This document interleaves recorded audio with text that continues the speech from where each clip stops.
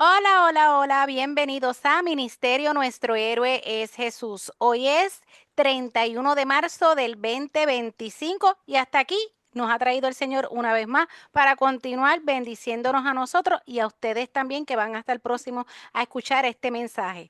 En el día de hoy tenemos al pastor Magdiel Narváez que estará trayendo una enseñanza. Así que sin más ni menos, pastor, la plataforma es toda suya. Gracias mil por la invitación, Rose. Gracias a todos los hermanos y hermanas que están conectadas, ¿verdad? Este ministerio que sin duda alguna ha enriquecido la vida de muchos y sé que de otros adicionales, porque todo lo que enriquece a nosotros también impacta a otras personas más. Bien, pues vamos a empezar hablando sobre el movimiento sionista. Se conoce como sionismo. Es un movimiento de principios del siglo XIX en la región básicamente de Europa, las zonas de Francia, Alemania, norte de Italia, Hungría, Checoslovaquia, Polonia, toda esa región europea, porque era una región que conglomeraba muchos judíos que habían estado establecidos en las zonas después de la diáspora, que más adelante voy a explicar cómo es que se desarrolla todo esto. El sionismo es un movimiento político religioso. Tiene un nombre, ¿verdad? Se identifica mucho con un hombre llamado Teodoro Herzl. Teodoro Herzl. Herzl, Herzl. Y este señor que vivía en esta zona empezó a promover el sentimiento nacional judío para que los judíos pudieran regresar a su tierra y establecer el nuevo Estado de Israel. Pero estamos hablando de prácticamente 1920, 1925, antes de la Segunda Guerra Mundial en adelante. Él recoge este sentimiento y esta ideología y él lleva la voz cantante frente a a todo pueblo judío de Europa. Como todos sabemos, el pueblo judío, una de sus características a través de la historia es que ha sido un pueblo errante, nómada y esparcido por el mundo entero. Esto comienza prácticamente en el año 586 antes de Cristo, cuando el rey Nabucodonosor de Babilonia destruye la ciudad de Jerusalén y destruye el templo, lleva a muchos judíos al cautiverio y de esa fecha en adelante, aunque a algunas personas no les guste, pero para que se cumpla la profecía tiene que ser así, de esa fecha en adelante, lo que se recuerda es entonces que Israel perdió su terreno. ¿Por qué? Pues porque fueron conquistados. Y cuando usted es conquistado, ya usted no es dueño de su terreno, es dueño del que conquistó.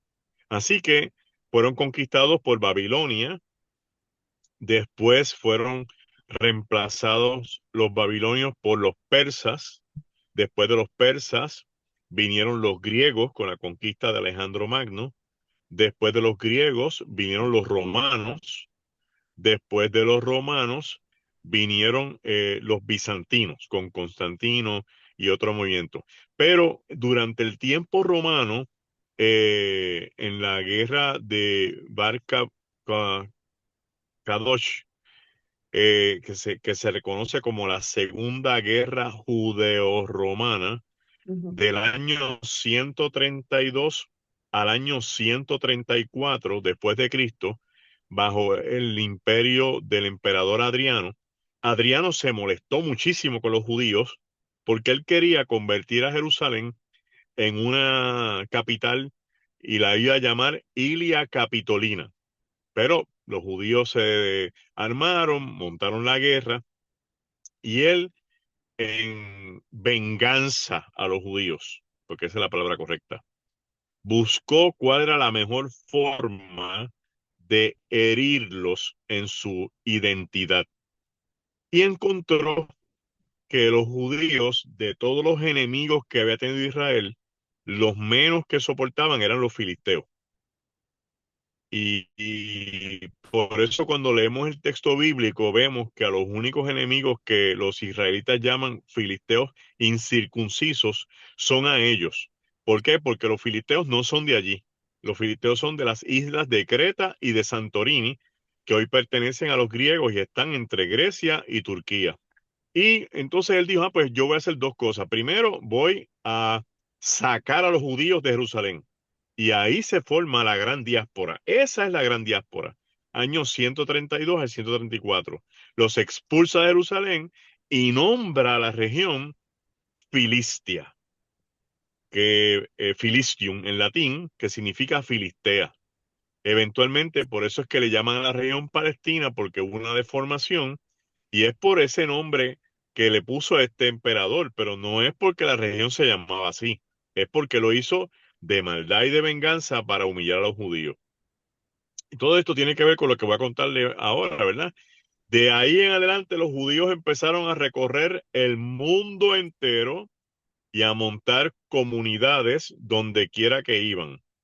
En sus comunidades, ellos levantaban, primero que nada, ¿verdad? Una sinagoga que se convertía en el centro nacional cultural para defender la religión, el idioma y las costumbres. Además, se ayudaban entre ellos. Si alguien llegaba de momento, lo presentaban a la comunidad, le preguntaban en qué estás trabajando, yo no tengo trabajo, a qué tú te dedicas, yo soy panadero, pues vamos a ver cómo te montamos una panadería. Y después todos los judíos compraban en esa panadería para que él echara hacia adelante. Y así se fueron montando comunidades en toda Europa, con grupos significativamente poderosos económicamente, pero no tenían tierra. Era uno de los pocos pueblos en el mundo que no tienen tierra. Entonces empezó un movimiento a nivel de Estados Unidos, de Inglaterra y de algunos países de Europa para poder a los judíos.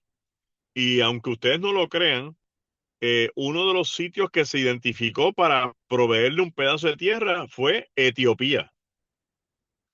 Así que los judíos originalmente iban a ir a vivir a Etiopía, pero ahí se metió la reina de Inglaterra, se metió el presidente de turno de Estados Unidos, de apellido Wilson, se metieron muchos millonarios judíos del mundo y de ahí resurgió Teodoro Hessler con decir, nosotros merecemos volver a nuestra tierra y nuestra tierra es Israel, no es Etiopía, no es ningún pedazo de Europa. Y eso lo comenzó un movimiento para que los judíos empezaran a emigrar a Israel y convertirse en colonos agrícolas, que es lo primero que hicieron, fue trabajar la tierra. Por ejemplo, mucha gente no sabe que la fantástica ciudad hoy de Tel Aviv, que es una ciudad de rascacielos, metrópoli, al estilo de Miami, al estilo de Nueva York, al estilo de París, era una ciudad que tenía pantanos y mangles. Y los judíos que llegaron allí lo rellenaron para convertirlo en áreas para población.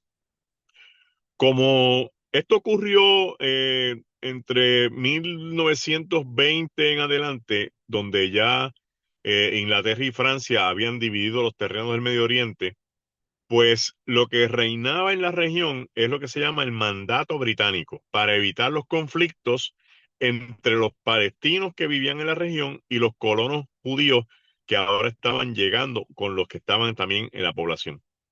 Pero el movimiento sionista impartió como si fuera una inyección patriótica, que entonces judíos de otras partes del mundo, porque vinieron los de Europa, pero empezaron a venir judíos de Estados Unidos, judíos de Rusia, judíos de otras partes, a poblar la región.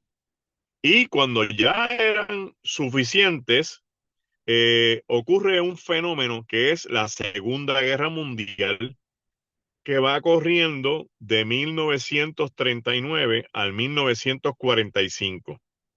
El mundo empieza a afectarse cuando empiezan a descubrir las atrocidades que Adolfo Hitler está cometiendo. Del año 1945 al 1947 se descubren los famosos campos de concentración con las cantidades de cadáveres en tumbas comunes, con la gente que había vivido miseria entre ellos. Se descubren los libros de los alemanes que habían sido ejecutados 6 millones de judíos en esa guerra, de los cuales 1,5 millones habían sido niños. Y toda esta información lo que hizo fue que creó en el mundo entero una animosidad por pena de lo que había vivido el pueblo judío. Encima no tienen tierra, pero entonces el sionismo capitalizó el sentimiento mundial y en una reunión de lo que se llamó en aquel entonces, como decir, la Asociación de los Países del Mundo antes de la ONU, que después vino a ser la ONU, se llevó a votación para que los judíos tuvieran su tierra en Israel. Eso trajo el conflicto con los palestinos árabes. Se dio entonces la independencia, la guerra de independencia de Israel, el 14 de mayo de 1948, declarando a Israel como el nuevo Estado judío de Israel, con el mundo judío que tuviera un país donde todos los judíos, no importa donde hubieran nacido, volvieran a su tierra, que era el primer bastión del sionismo. El segundo bastión del sionismo entonces era, una vez hayamos logrado el Estado, ahora tenemos la misión de desarrollarlo y protegerlo de nuestros enemigos. Y entonces el Estado de Israel empezó a sufrir grandes guerras con todos los países árabes de alrededor, que son 22 países árabes a vuelta completa, y mediante las guerras y los conflictos se establecieron finalmente, desarrollaron uno de los mejores ejércitos del mundo, tienen la mejor tecnología militar que puede existir hoy día en toda la faz de la Tierra. Ahora, ese movimiento bonito original llamado sionismo ha ido cambiando con el tiempo y se ha ido convirtiendo en una fuerza política de ultraderecha que básicamente lo que piensa es en el progreso material del Estado judío de Israel, no importa a qué precio. Y en esta fórmula tenemos que decir que el movimiento político se transformó y ya no se ve como un movimiento bonito de ayudar a los judíos que vuelvan a su tierra, ya se ve más como un movimiento de esta tierra es nuestra y si tenemos que hacer lo que hay que hacer, lo hacemos y nos llevamos enredado a cualquiera y matamos palestinos. Ya se ha ido deformando poco a poco y se ha convertido obviamente en un estado poderosísimo. Claro, a la luz del texto bíblico, esto tiene que pasar así. ¿Por qué? Porque el reconocimiento del pueblo de Israel en el Estado judío, de adueñarse de las riquezas, de querer ser progresistas, materialistas y ser poderoso, dejando a Dios fuera de la fórmula, dejando a Dios fuera de el elemento esencial, es vital para que se cumpla el elemento de Apocalipsis 19, para que cuando Jesucristo venga al combate del Armagedón, entonces los judíos que no han creído en él crean que Jesucristo de verdad era el Señor que había venido hacia ellos. Por lo tanto, el sionismo ha ido sufriendo críticas, ha ido sufriendo ataques, ha ido sufriendo divisiones. Hay un sionismo extremista, que es el que dice hay que sacar a todos los palestinos de Israel y quedarnos con la tierra. Hay un sionismo progresista, que es el que dice podemos convivir y coexistir con otros pueblos y echar adelante nuestra misión y que sigan llegando judíos a la tierra. Hay un sionismo anexionista que dice, bueno, pero ¿qué tal? No importa, somos judíos, estamos aquí, que venga todo el que quiera vivir con nosotros. Y de esa manera, lo que originalmente era un movimiento bien bonito, ya se ha ido fragmentando y fraccionando. Eh, Obviamente, ¿verdad? Hay mucho desconocimiento porque la gente, cuando habla del Estado judío de Israel, quiere hablar, ¿verdad?, de los israelitas del tiempo bíblico, pero yo tengo que decirle hoy que como esto es un asunto político, más que nada, eh, en Israel, una persona que se llame a sí mismo israelita puede ser árabe. Un árabe nacido en el Estado de Israel es un israelita que es árabe, ciudadano del Estado de Israel, que puede practicar el Islam fácilmente y no es judío. Por eso hay que tener un poquito de cuidado cuando decimos el Estado Judío de Israel le pertenece a los israelitas. Bueno, pero no son todos los israelitas judíos. Ahí hay israelitas que son palestinos. ¿Por qué? Porque nacieron en Jerusalén siendo de padres árabes y ellos se consideran israelitas árabes y no se consideran judíos en la práctica de lo que es el Estado Judío de Israel. Bien complicado. Yo oigo a veces gente hablando y comentando sin saber, y esto es un asunto bien crítico. Vamos a dar un ejemplo adicional. En el norte de Israel, en la zona llegando a la Galilea, hay un grupo de individuos que se llaman los drusos.